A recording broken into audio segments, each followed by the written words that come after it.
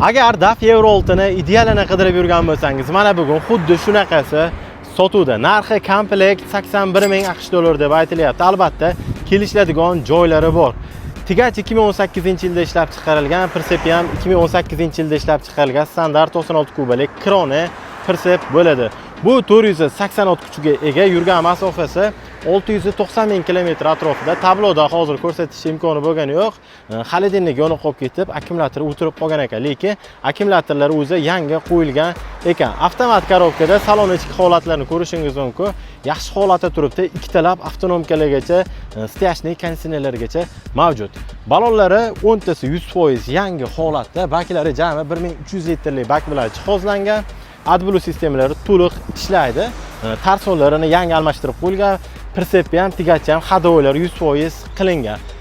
Hop, Persep, Sapmos, utka, lentaykalari ham bor.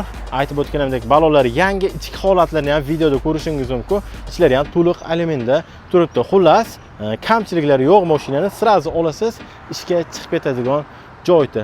Agar furaga qiziqqan bo'lsangiz, egalarining telefon raqamini videoni past qismida yozib qoldiraman. Telefon qiling, yana to'liqroq ma'lumotlarni olishingiz mumkin. Manzil Namangan viloyati, Namangan shahrida turibdi. Bu videoni mana shunaqa DAF'i idealini qidirib yurgan barcha furachi tanishlarga jo'natib qo'ysangiz bo'lar edi. Hammaga rahmat.